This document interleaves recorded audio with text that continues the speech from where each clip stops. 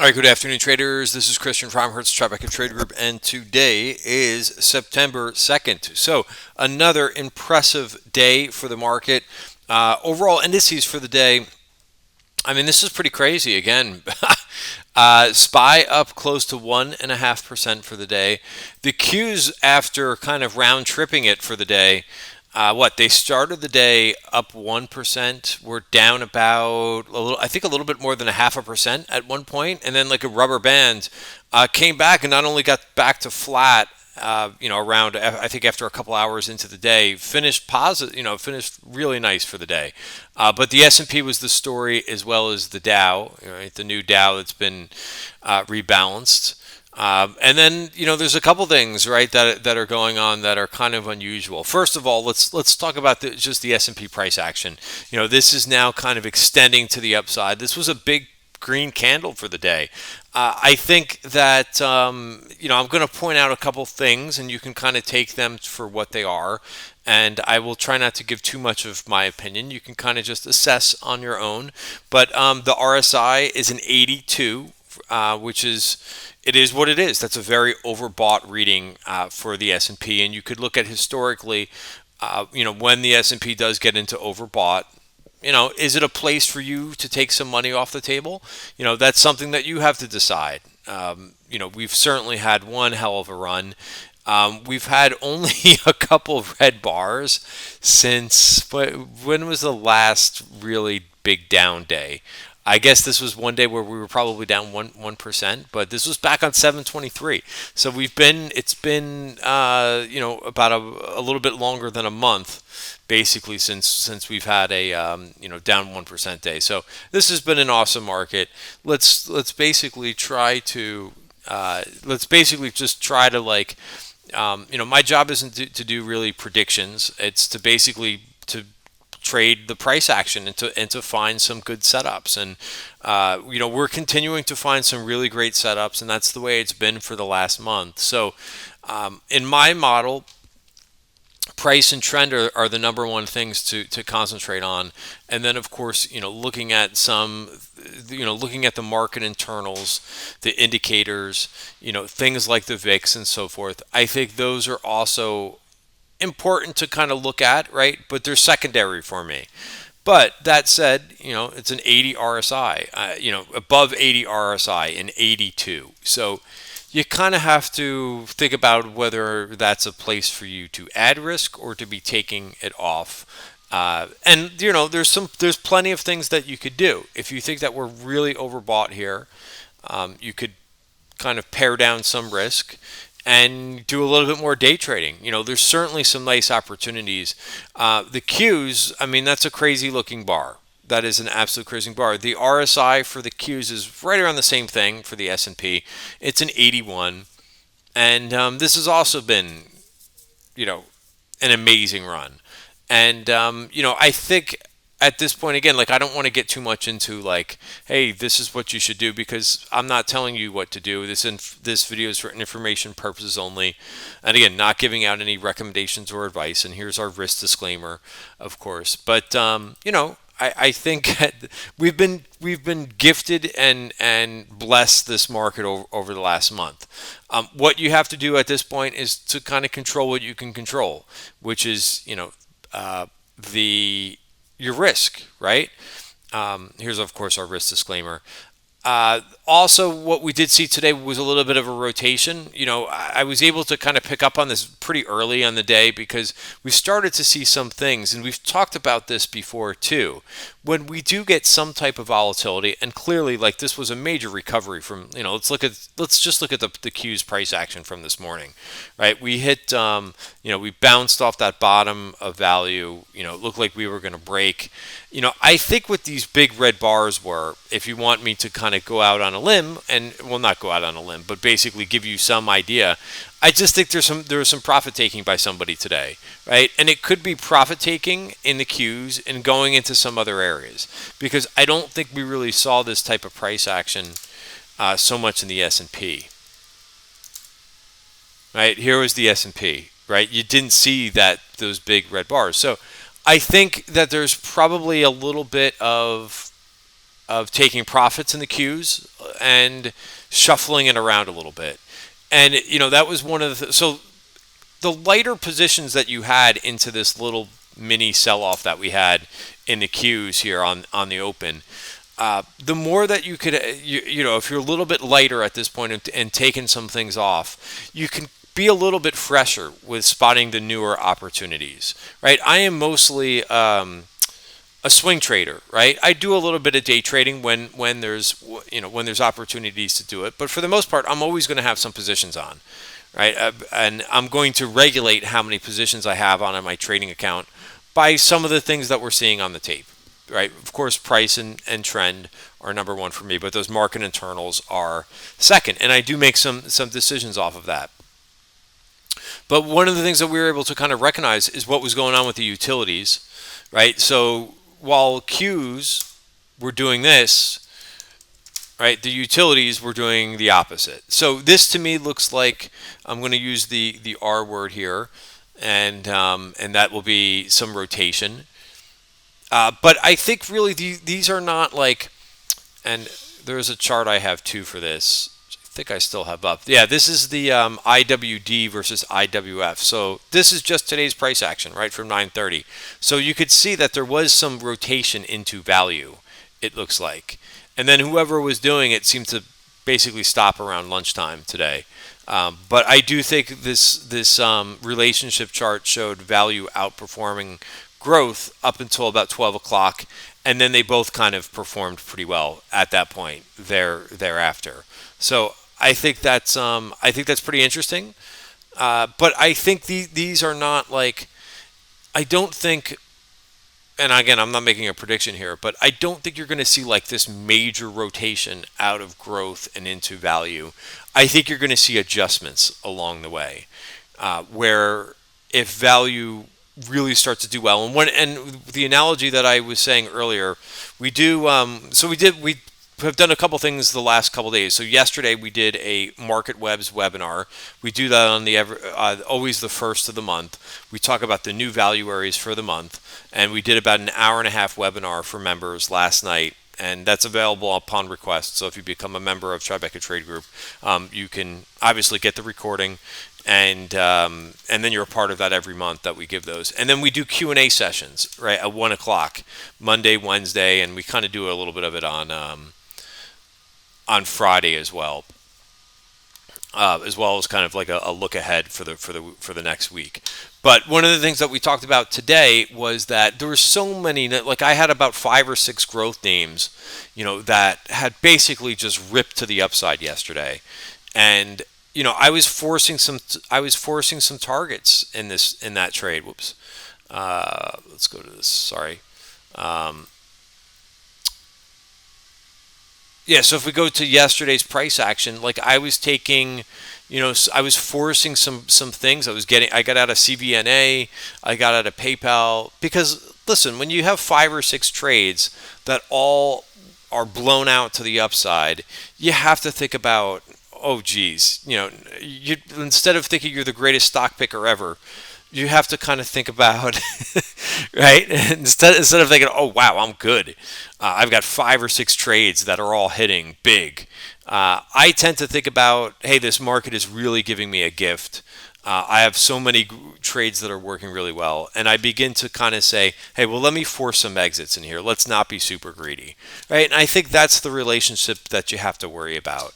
And I think that's kind of the same thing if we go into like why I think we might see these adjustments from time to time rather than rotations, is because, if these portfolio managers are going to hit like this too, they're going to say, okay, let me get into a little bit of the industrials. Let me get into a little bit more consumer discretionary. Let me get into a little bit more of the reopening trade, right? And I think those adjustments are, perfectly normal, right? And I think that's how, that's also a very nice sign in a bullish market, right? To see some money being rotated around a little bit like that. All right. So that's that, and I even looked for a trade this morning, and I'll give you some. Like I'd like to go over some of the mistakes or things that I don't do right.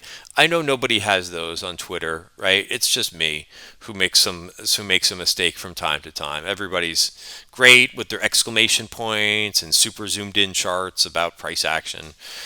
I'm just kidding. Um, so Datadog, right? So I've been watching this name a bit, and it looked like it had the chance to kind of. I've been saying, hey, there's no signal yet in Datadog. It needs to break over the 50-day moving average, which also coincides with the top of value. So it did not. It hasn't been able to do that. I thought today might be the day for it to do it. So I bought some stock pre-market, and of course, this kind of got washed out. Now, as soon as I start to see this, and this in a number of names, right? Another one that I got caught in was this fever, right? So keep in mind, I mean, this was a move down from 125 to 106. This is how fast this market is moving right now. If you get caught on the wrong side of it, right? There's no news in this stuff. There's a question like, hey, is there any news? The stock goes from 125 to 108. You would think that there's some news, but on the flip side, we've seen a lot of names do the opposite, go from 110 to 125 very quickly too on no news. So this is just a case of the rotation, right? Pretty thin, some thinly traded stocks, and people saying, "Hey, I want to get out." So I would pay attention to this price action, and be mindful if you have too many eggs in one basket, meaning super high growth, or just make sure that you've got a hedge on in the right area. So, for example, and I'm not saying to put on a hedge or anything like that, but I think sometimes people are not matching, when they do need a hedge, they're not matching the right hedge with their exposure, right? So for example, if you've got a bunch of small cap growth on, your hedge buying SPY puts is not going to work because it's not matched with what your exposure is. You probably want something like IWO, which subsequently did quite fine today. Or maybe a little bit of IWF, which also seems to do a little bit better than that. But you just kind of have to be cognizant of that, right? That these stocks will come down a bit. And the best way to kind of safeguard that, I think, my opinion is, in your trading account, is to take profits. And as this market continues to go up and get extended, maybe if you do want to continue to participate here, you just do it on a smaller scale, right? Those are easy things to do. But they do require some thinking and different clicking of the buttons. But yeah, I mean, just like I said, I had an amazing day yesterday.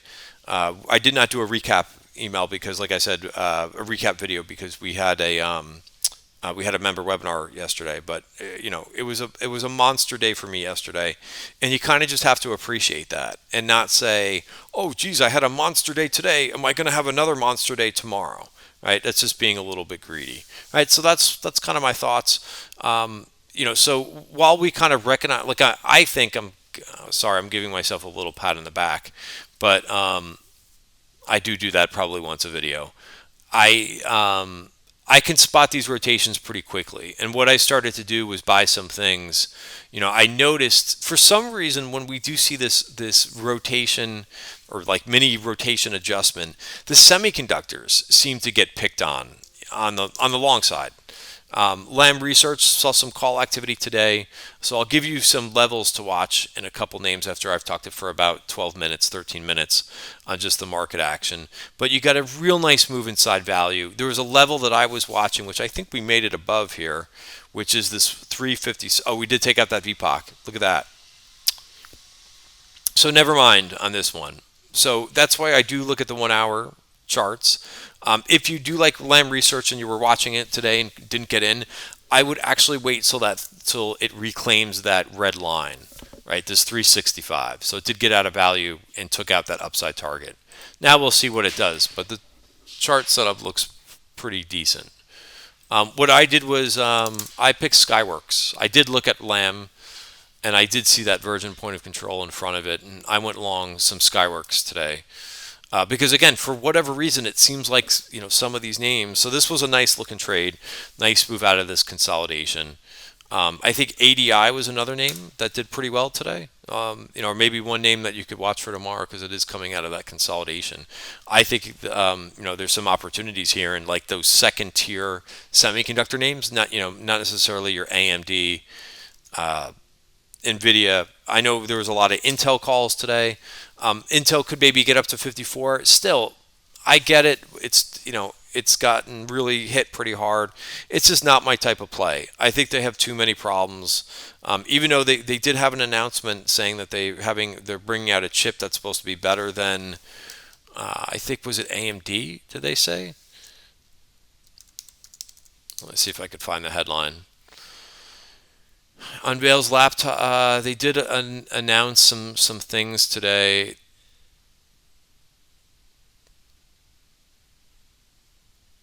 Yeah, maybe their Intel launches 11th gen. So maybe there is a little bit of a catalyst for this name to rally, and maybe that's why there was some call buying. But still, it's not one of my favorite names to trade. And then I started to look at some names like the restaurants that were pretty hot. Towards the end of last week, those names came alive today. So your Brinker, is making 52-week highs, right? So again, it's not just the big names. The big names, it is what it is. The big name, I talked about this last week. The big names dominate the indices. So if they do well, yes, they're going to dominate the performance because they're the biggest names in the group. That's just how it works with math, right? The biggest names in the S&P are going to be responsible for a lot of the gains. Why? Because they're the biggest names in the indices, right? If your index is a market cap weighted, that's how it functions, and that's how the S&P is weighted. It's also how the Nasdaq is weighted. However, there's a lot of names doing this too, and they're just not going to show up in the S&P's performance because they're not a big name. I played QSR today. Now this thing stalled out a little bit. There's a 1 hour VPOC that this thing stalled out at, which is fine. I took a profit target in this, but I think it's worth staying in it because of this, coiled nature that you have in it. Here's your Virgin point of control takeout. I also like this Darden. Darden did close on the highs, and I forced a target at the end. So again, on a day like this, the name's up $3. And I caught the majority of the move. I force a target. My target is, really when I put this trade on. Right? I talked about in the Q&A session today being flexible. Right? I said my first target is 92. Hey, we get to the end of the day, and it's made a nice move. I'm happy taking some money off the table. I still have a portion of the trade. I didn't take the whole trade off, but I still have a portion of the trade on, and we'll try to get some higher targets. But as I've said, staying flexible. It's great to plan out your trades ahead of time, but adapt a little bit, right? And then the industrials. My goodness, the industrials. Right, they were up one. Not that huge of a move because you got Boeing in this thing. But if you start to kind of break apart the names, I liked the chemical names, Dow, which I heard is going to be busy making a lot of like the semi-glass for restaurants and so forth. This had a nice day today, up 4%. So we took a couple targets in this trade today. They were very active in the October 50 calls, and notice there's a VPOC up there. That's probably where I'm going to take that trade off, or maybe leave a runner after that. But I'm just looking for that $50, or basically just another dollar up. And I think for some of these industrial plays, I do like mapping out the targets. 3M is another name that I think looks interesting here. There's a few that kind of all look the same. If you want to take a look at this name, just moving out of consolidation a touch. In 176. So again, isn't this nice to see some different names? I think after a while, like after all the software names go, it's nice to look at something a little bit different that maybe might see some rotation into. Look at the volume too on this thing on the break. Another name that was brought to my attention in the trading room too is JCI. Look at the move out of there too. Johnson Controls. So there's a lot. So this is why it's very difficult to make a judgment that the Qs and the SPY are overbought, and that's it. You're going to take all your money off the table. Now, if that's that's a perfect fine decision. That's your decision. But I think there could be names that are showing some other opportunities in here. So another name, just to kind of change the subject a little bit, was Twitter. Notice this took out this VPOC. It's funny, we talked about this in last night's webinar. I said, hey, watch this thing get to 43. I didn't think it would happen today. It was up 6% today. We've been seeing calls go up in this one. What else did I do today? So Dow was a name. And then, I just kind of switched out of some stuff, right? Match was a trade, which I think ended up doing fine. But, I got out of Match probably too early, but I was happy making some money with it. And again, I saw that rotation. I recognized the rotation this morning. And I said, you know what? I'm okay with taking some profits, right? Because I had profits in this stuff, right? So Match, 560. I was able to get out of that one. Autodesk. I'm in Autodesk, which I just read a headline about an offering. This is a really nice looking breakout. Let's see, is the stock getting crushed? Should I look? Oh, it's actually not doing anything that bad. It could just be it's thin too after hours. File senior debt securities shelf. So we'll see. But man, that's a nice looking breakout, isn't it? So so I did purchase a little bit of calls, and again, I took a target in this thing because again, this is a high-priced option. They're not cheap. Skyworks, I took a target. Zoetis too, which is a name that we talked about, making a real nice move out of there. One name that we were joking around with, which I wish I would have owned, is this Tupperware. Notice I've got that line drawn in there. I had an alert. I don't know. Maybe I will actually blame E-Trade for this because I had an alert set on this thing, and I don't remember ever getting the alert on Tupper. But look at this thing go. I mean, that's impressive. This is up 14%. So again, pure value name. So it's not. So I wouldn't get hung up on, oh, value's not fun to trade. This thing has went from $13 to 20. So concentrate on the setups, and try to ignore a little bit, if these names are, not exactly your cup of tea. That, Tupperware is not something that I like to go ahead and trade a lot of. But if it's going to give a setup like that, I'm going to participate in it. Sorry about that. Skyworks, and then what else? Yeah, and then I forced the target there in Darden at the end of the day. So guys, that's pretty much it. And we'll see. I mean, my feeling is that I always give you my opinion on this kind of stuff. But yeah, with the RSIs that heated, and with the VIX going up at the same time that the markets are going up, that's a divergence, and we're overbought. So yeah, I'm kind of listen. I still have plenty of exposure in my trading account, but yes, I've been trying to every day kind of get it to where I'm at a comfort level. An exercise that I like doing during the day is just going through your book and making sure that you're okay with your exposure, right? Because we have a tendency, right, with all the FOMO that's on the tape, right? Everybody talking about this setup and that setup and acting like they cured cancer because, they made some money in a stock setup when they're all going up. But, it is when you see all these setups, you're like, oh, geez, I should really be like trying to make as much money as possible here. Yes, our goal is to make money, but our goal is also to make sure that we're balancing our risk and not getting way over the tips of our skis in terms of risk, because there were names. I mean, look at what Tesla did today, right? Tesla saw all those calls the last couple of days. Well, they're basically right back to where they were, coming into the open 2 days ago. So just bear that in mind, all right? And yeah, we'll take one day. We'll continue to take one day at a time, and look for setups, which is what my bread and butter is to do, is to continue to do that. And we post chart setups all day long, so there's something for everybody. I really kind of mesh in. Oh, I didn't talk about Taiwan Semiconductor. That's the last one I'll talk about. But I'm posting this stuff all day long in our Market Web's charts channel.